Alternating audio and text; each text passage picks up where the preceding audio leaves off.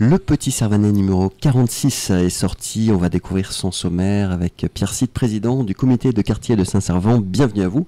Pierre Sitte derrière ce micro. Merci, bonjour à tous. Alors tout d'abord, lecture vagabonde au parc de Bel-Air. Ce sera mardi prochain à 15h30. Alors ça, c'est une très très bonne idée qu'ont eu les bibliothécaires de la Grande Passerelle. Qui se sont dit, nous sommes spécialistes de la littérature, de la lecture pour tous, petits et grands, et eh bien nous allons sortir de la Grande Passerelle et aller partager un très bon moment dans un bel endroit. Cette séance de lecture organisée et faite par les bibliothécaires aura lieu au parc Bel-Air, donc un des plus beaux parcs de Saint-Malo.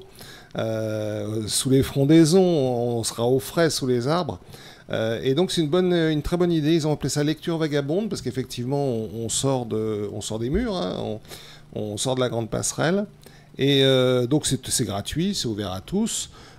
Ça concerne les enfants et les parents, hein, donc on peut amener les petits qui vont savourer ces moments de lecture avec les bibliothécaires de la Grande Passerelle, hein, une très très belle initiative. Merci à eux parce que vous savez que nous à Saint-Servant, mais ailleurs dans Saint-Malo également, nous aimons bien que la culture sorte un peu dans les quartiers, hein. Nous avons une grosse activité, notamment au comité de quartier, en organisant des conférences, en recevant de la musique, en organisant des événements. Et donc c'est une très belle idée que de venir justement au contact, à la recherche d'un auditoire qui se serait pas forcément déplacé au cœur de l'été pour se rendre à la Grande Passerelle d'ailleurs, hein, puisque on est davantage attiré par les parcs et jardins, par les plages et par les sorties en extérieur. Donc ça sera un beau moment, mardi 22 juillet, c'est mardi prochain à 15h30. Donc on donne rendez-vous à tous les Servanais et au-delà pour ce moment de lecture par les bibliothécaires de la Grande Passerelle. Puisque vous êtes à Saint-Servant, restons-y avec le marché artisanal de Saint-Servant, marché nocturne chaque jeudi de 17h à 22h. Alors ça, c'est en train de devenir une belle institution. Vous savez que nous avions démarré l'année dernière, c'était à l'initiative d'Audrey, la présidente des commerçants de l'année dernière. Et nous avons poursuivi cette année avec Charlène, la nouvelle présidente. Et effectivement, nous avons des artisans créateurs qui viennent tout l'été, tous les jeudis soirs de l'été, de 17h à 22h. Alors nous sommes entre la digue des Bas-Sablons et la place Monseigneur Duchesne, l'endroit où se trouve un jeu de boules. 1000 excuses aux boulistes à qui nous prenons leur jeu de fin de soirée, de fin d'après-midi le jeudi. Mais non, c'est un bel événement parce qu'aussi il y a du passage. Il y a de très belles choses, mais ça, on a l'habitude maintenant avec nos artisans créateurs. Ils travaillent bien, ils ont du goût. On a vraiment de la qualité à des prix tout à fait abordables, des prix artisanaux en fait, hein, pas des prix. Et donc en fait, on peut trouver de belles choses à offrir, de belles choses pour soi, hein, parce qu'on a le droit de se faire des cadeaux pour soi également. Et puis de belles choses à apporter peut-être pour ceux de nos amis qui ne seraient que de passage, hein, nos amis visiteurs, les touristes. Eh bien oui, il faut y aller. Et en plus, on est face à la mer, face au soleil couchant. C'est l'occasion de continuer son bronzage tout en participant à un marché extraordinaire. Non, c'est pour vraiment venir. Et puis de toute façon, une fois qu'on a chiné un petit peu, rien n'interdit d'aller du côté du bac au Sablon ou du côté de Solidor, se désaltérer, ou peut-être même, pourquoi pas, au Point Zéro, ou chez les filles d'Alette, dont nous avions parlé récemment, dans le Petit Servanet. Et donc, c'est un endroit extraordinaire pour finir son après-midi en soleil, en beauté, en famille. Pierre Sitte, autre grand événement à Saint-Servant en cet été 2025, la braderie, les 1er et 2 août. Alors effectivement, le 1er et le 2 août, alors comme d'habitude, hein, le 1er c'est un vendredi. Donc le vendredi à partir en début d'après-midi et le samedi toute la journée. Alors la braderie est organisée par l'Union commerciale servanaise. Hein. Ce sont les commerçants qui l'organisent. Alors j'ai évoqué tout à l'heure le fait qu'il y ait une nouvelle présidence. Charlène, hein, de Charlène Claret, de Clarément Informatique, hein, qui est un peu plus bas dans la rue Clémenceau. Et donc, avec une nouvelle présidence, il y a toujours des évolutions. Ils ont souhaité, les commerçants, peut-être unifier un peu, baisser un peu les prix, essayer d'attirer un public très familial qui était là l'année dernière, de toute façon, qui était là les autres années, mais ils ont voulu un peu renouveler le genre. Donc, ça sera très bien organisé comme d'habitude, hein, parce que nos commerçants, quand même, ils savent faire d'organiser de beaux événements. Ils l'ont fait, rappelez-vous, il n'y a pas si longtemps, on était à la fête de la Saint-Servant, place Bouvet. C'était absolument charmant, délicieux. Il y en avait pour tout le monde, quoi. Et donc, avec de la musique, dans un esprit très festif, très familial aussi, hein, un peu comme on l'avait fait auparavant avec la fête du Parc Bel-Air. Donc ça, c'est vraiment l'esprit de Saint-Servant quand même, hein. Cette idée de se retrouver, alors pas forcément pour être tout le temps dans la fête, mais c'est surtout cette notion de partage, de vivre des moments ensemble, alors que ce soit la fête du Parc, que ce soit la fête de la Saint-Servant, que ce soit la braderie, ou les marchés nocturnes, ou cette lecture. C'est ces moments de vivre ensemble qui font qu'on est vraiment un village au cœur de Saint-Malo, à Saint-Servant. C'est ce que nous disons d'ailleurs, c'est un village au cœur de Saint-Malo, un village vivant, hein, avec ses rues commerçantes, avec ses allées ombragées, avec son parc, ses parcs d'ailleurs, la Roseraie, on parle moins souvent de la Roseraie, avec tous ces petits bistrots en bord de mer et dans les rues, place Bouvet, etc. Donc il y a vraiment un esprit village, mais très ouvert sur le monde, hein. On n'est pas un village replié sur soi. Et donc c'est cet esprit-là qu'on retrouve à travers tous ces événements. Et bien sûr, la braderie. Alors la braderie qui, en plus, au mois d'août, on a des visiteurs qui viennent de l'extérieur, les fameux touristes dont nous parlions tout à l'heure, et c'est l'occasion pour eux également de découvrir cette ambiance très familiale, très bon enfant, très, très, très amicale. Et ça sera encore un bel événement. 1er et 2 août. 1er et 2 août, organisé par les commerçants de Saint-Servant. Oui, une exposition de photos et artisanat malgache, on l'annonce dès à présent, ce sera au mois d'août. Alors on l'annonce dès à présent parce que ça commence le 14 août, donc vous savez que le Petit Servanais sort le 15 du mois, donc ça sera un peu court pour le mois prochain. En revanche, il faut garder la date en tête. Cette exposition est organisée par 2 associations qui viennent en aide aux personnes et à des familles à Madagascar, justement. Ils aident des paysans, ils aident les enfants pour leur scolarité, leur scolarisation. Ils aident aussi des enfants des rues, hein, qui sont plus en difficulté. Tananarive, oui, la capitale. À la capitale, Tananarive, qu'il faut aider. Mais alors cette exposition est gratuite, hein, bien évidemment, c'est au profit d'eux, mais c'est gratuit. En revanche, c'est une exposition vente. Et donc il y a des très belles photos qui seront présentées de l'artisanat malgache, hein, qui a été fabriqué justement par les personnes dont nous parlions à l'instant.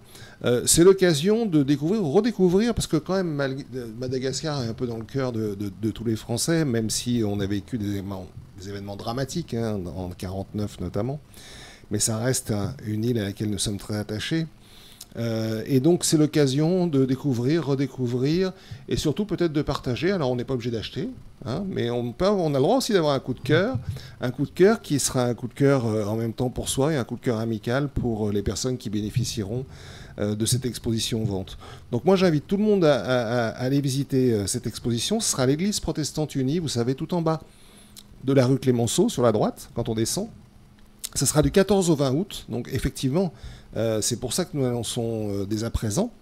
Ça sera de 9h à 19h, donc vous pouvez y aller tranquillement, vous pouvez programmer votre semaine là, du 14 au 20 août pour aller voir cette très très belle exposition avec des associations qui vraiment méritent, ne serait-ce qu'on s'intéresse à leur travail, qu'on aille le voir. Voilà, donc j'invite tout le monde à s'y rendre, et enfin moi je m'y rendrai avec grand plaisir, et j'invite tout le monde à en faire autant. Oui, les associations Amphore et Havana, hein, ce sont eux qui organisent. Alors puisqu'on parle, Pierre-Cy, d'exposition, une autre sera la galerie Ombre et Lumière, et d'ailleurs jusqu'au 13 septembre.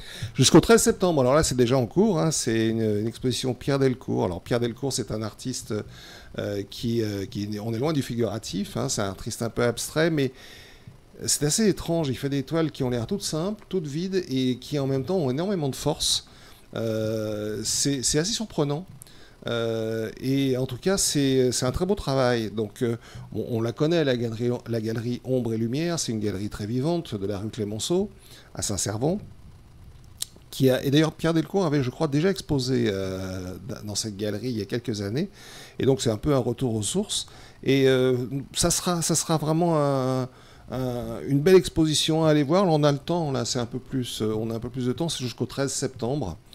Mais c'est en cours, donc la galerie est ouverte les mardis, jeudis, vendredis, samedis. Hein, elle n'est pas tout le temps ouverte, c'est de 14h30 à 18h30. Mais on y est bien accueillis. Il y a toujours du monde, mais jamais beaucoup de monde. On est tranquille pour voir, pour discuter.